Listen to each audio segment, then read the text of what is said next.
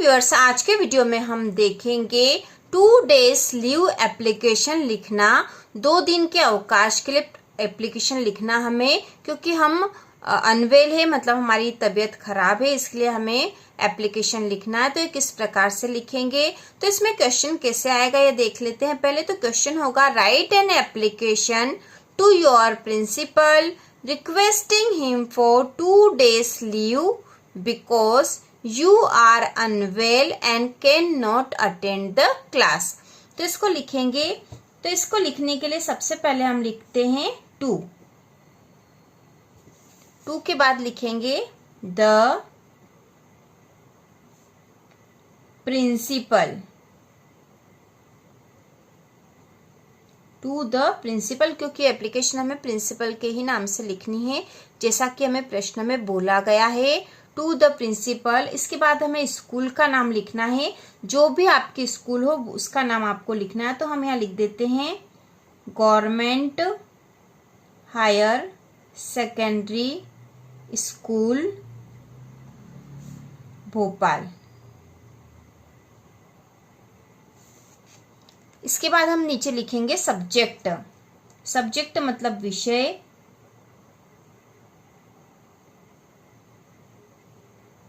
किस विषय पे हम एप्लीकेशन लिख रहे हैं, तो हम ये एप्लीकेशन क्यों लिख रहे हैं, क्योंकि हमें अवकाश चाहिए।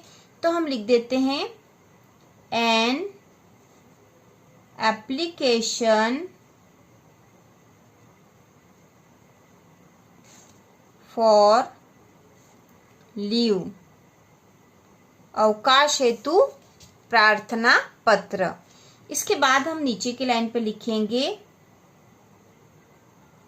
Respected, RESPECTED, respected sir. इसके बाद हम लिखेंगे I am a student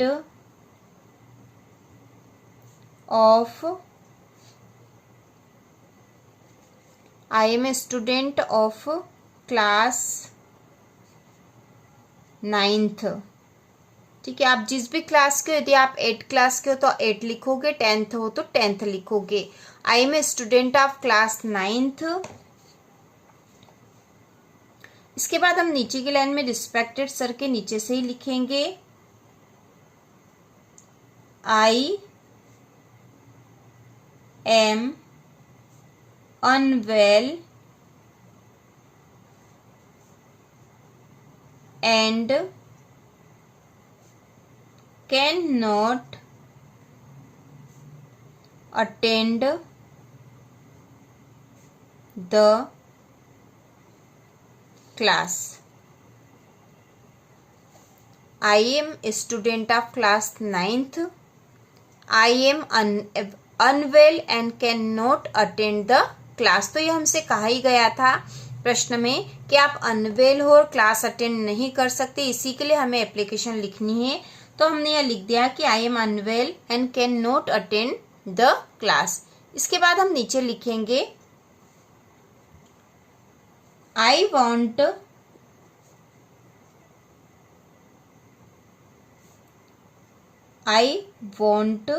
2 days leave, मैं 2 दिन का अवकाश चाहता हूँ। इसके बाद हम नीचे की लाइन से लिखेंगे kindly grant me 2 days leave and oblige. तो इस प्रकार से हमने पूरा मैटर लिख लिया है। इसके बाद हम नीचे लिखेंगे थैंकिंग यू और डेट लिखेंगे। यदि हमने ऊपर डेट लिख दी है तो यहाँ नहीं लिखेंगे, हमने नहीं लिखी थी तो यहाँ पे डेट हम यहाँ लिखेंगे, क्योंकि हमें 2 दिन का अवकाश चाहिए। तो किस दिन से हम अवकाश ले रहे हैं वो डेट यहाँ लिखेंगे। इसके बाद हम यहाँ नीचे लिखेंगे yours obediently, OBEDIENTLY, your obediently। उसके बाद यहाँ पे हम लिखेंगे योर्स ओबीडियंटली के बाद नीचे लिखेंगे NAME, नेम मतलब अपना नाम, CLASS क्लास मतलब अपनी कक्षा। तो ये हमें लिखना पड़ेगा यहाँ पे पूरा। तो ये एक एप्लीकेशन हो गई, बहुत ही आसान तरीके से हमने लिखा है, बहुत ही सरल है ये एप्लीकेशन, बहुत ही कम नए शब्द प्रयोग करें। अधिकतर शब्द जो प्रश्न में दे रखे हैं उन्हीं वर्ड का मतलब शब्द का प्रयोग करा है। तो एप्लीकेशन थी write an application to your principal requesting him for 2 days leave because you are unwell and can not attend the class. तो इसको हम इस प्रकार से लिखेंगे, एक बार फिर से देख लेंगे।